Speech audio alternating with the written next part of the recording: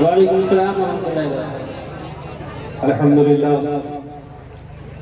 الحمد لله الذي بيده تصريف الأحوال وتخفيف الأسبال،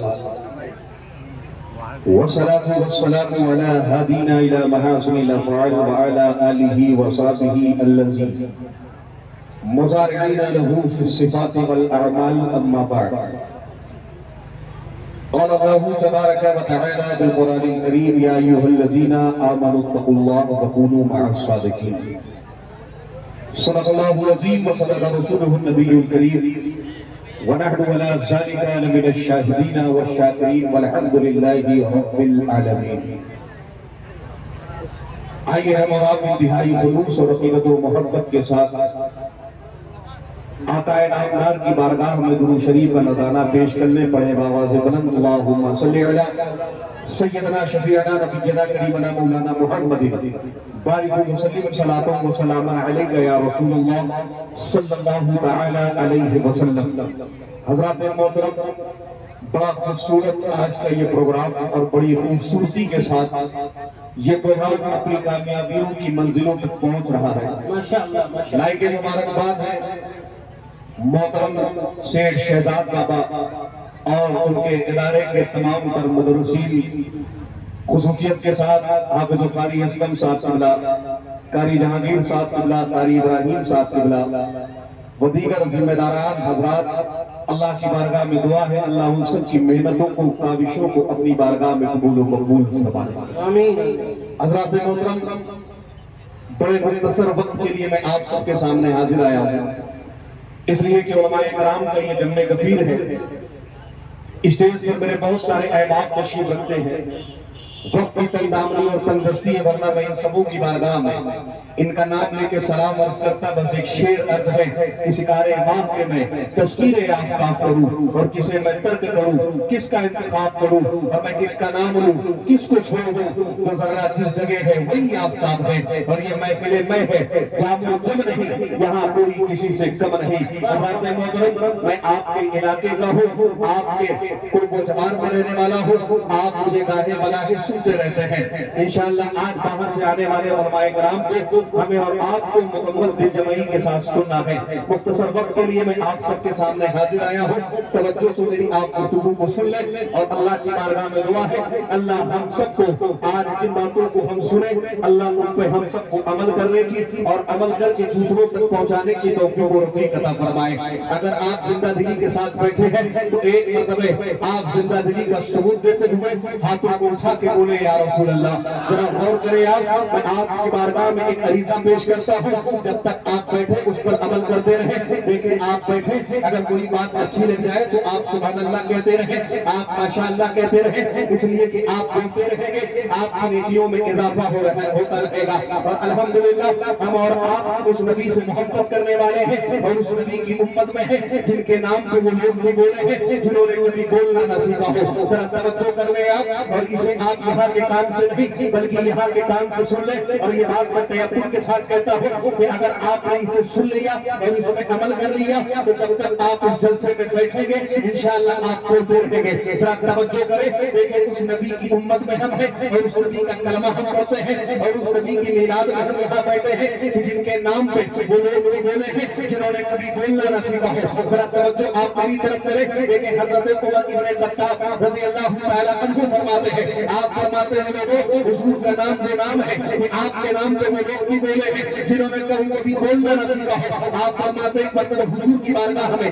ایک شخص حاضر ہوا اور حاضر ہو کے عرض کرتا ہے اللہ کے نبی میں آج آپ کی بارگاہ میں آیا نہیں ہوں بلکہ بھیجا گیا ہوں. حضور فرماتے ہیں کس نے بھیجا ہے؟ وہ عرض کرتا ہے اللہ کے نبی آج آپ کی بارگاہ میں مجھے میری بیوی نے بھیجا ہے. حضور نے فرمایا بتاؤ کیا معاملہ ہے؟ وہ شخص عرض کرتا ہے اللہ کے نبی کئی سال کے بعد اللہ رب العزت نے ہمیں بیٹے جیسے اولاد سے سرفراز فرمایا.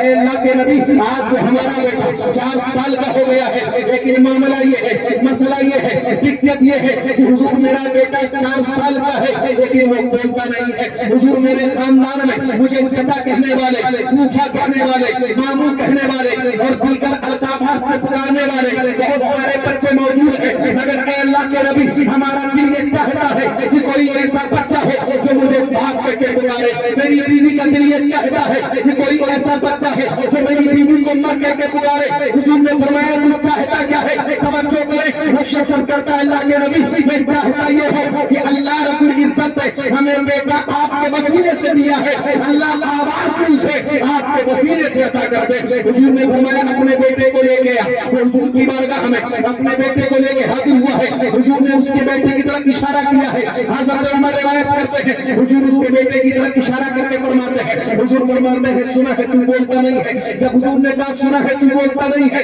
तो उसने अपनी गर्दन पे इशारा किया और कहा मैं नहीं बोलता हूं। हुजूर ने फिर फरमाया सुना है तू नहीं बोलता है, उसने कहा मैं नहीं बोलता हूं। हुजूर ने कहा सुन अब तक तू नहीं बोलता था लेकिन आज तुझे बोलना होगा, बता मैं कौन हूं। तो हज़रत उमर कहते लोगे जो बच्चा अपने बाप को देख के ना बोला वो रसूल पाक को देख के बोला कि आप अल्लाह के रसूल हैं। मेरा इमाम कहता है मेरे करीब से अगर कतरा किसी ने मांगा दरिया बहा दिए हैं, गुर्बे बहा दिए हैं। आला हज़रत फरमाते हैं कौन देता है देने को मुझे चाहिए, देने वाला है सच्चा।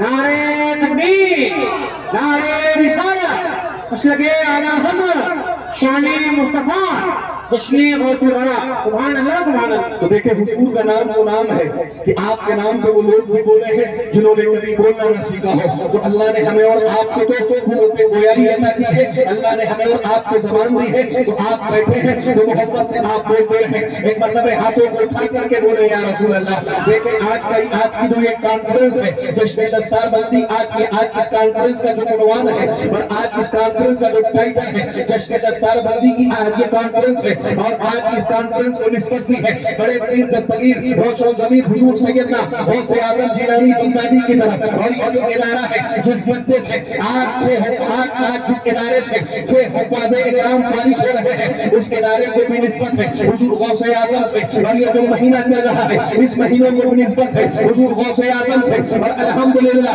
यहाँ जितने लोग बैठे हैं सब हुजूर गौसे आज़म से मोहब्बत करने वाले हैं, हुजूर गौसे आज़म से अकीदत रखने वाले हैं। और हम सब यही दुआ करते हैं इलाही कादरी कर कादरी रख कादरियों में उठा कदर अब्दुल कादिर को रखना।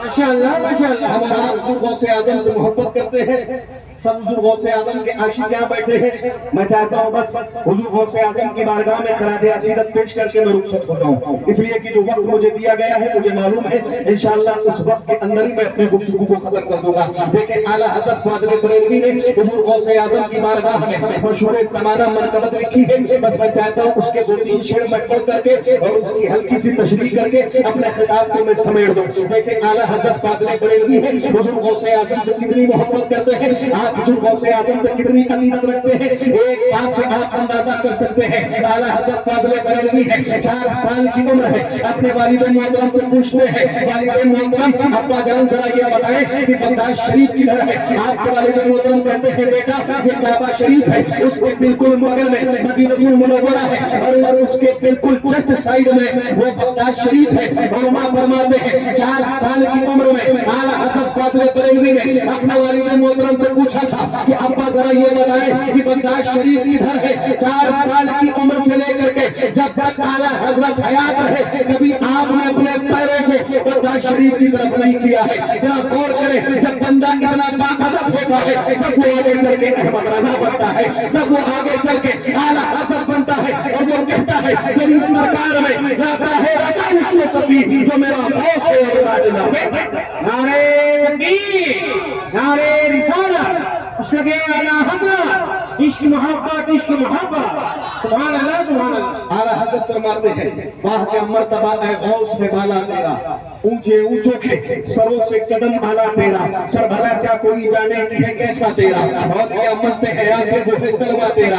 आगे आला हज़रत फरमाते तवज्जो रखें, आपने इस मनक़बत को सुना बहुत होगा लेकिन अब तक आपने समझा नहीं है। मैं चाहता हूँ कि बस आप उसको थोड़ा सा समझ लें। आगे आला हज़रत फरमाते हैं सुबह के जोश में जो है वो तुम्हें क्या जाने, हिज़्र के होश से पूछे कोई तौबा तेरा। जरा आप तवज्जो करेंगे उलमाए किराम मौजूद है। विलायत में बहुत सारी मंजिलें हैं, बहुत सारी मनाजिल है। विलायत में एक मंजिल है जिसको हालत शुक्र कहा जाता है। उलमा फरमाते हैं जब इस मंजिल पर कोई वली पहुंच जाता है तो उसकी कैफियत ये होती है कि उसे अपनी भी خبر نہیں رہتی ہے. اس کی حالت یہ ہوتی ہے کہ وہ اپنے ارد گرد اس کے ہو کیا رہا ہے, اس کے قرب و جوار میں معاملات کیا ہے, اس کے قریب قریب کے حالات کیا ہے, اسے نہ اپنی خبر رہتی ہے نہ بیگانوں کی خبر رہتی ہے. یعنی اللہ کی یاد میں اس طرح سے وہ کھو جاتا ہے کہ اسے نہ اپنی خبر ہوتی ہے نہ بیگانوں کی خبر ہوتی ہے. اسی کو حالت شکر کہا جاتا ہے.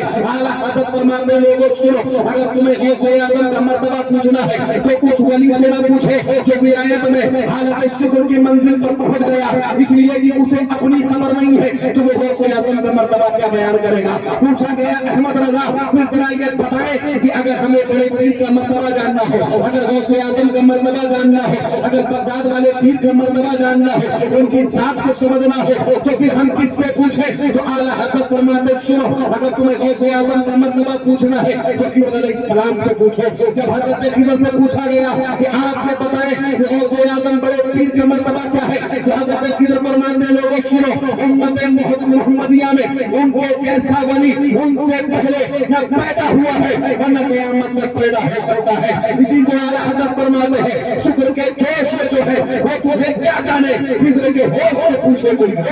ماشاء اللہ.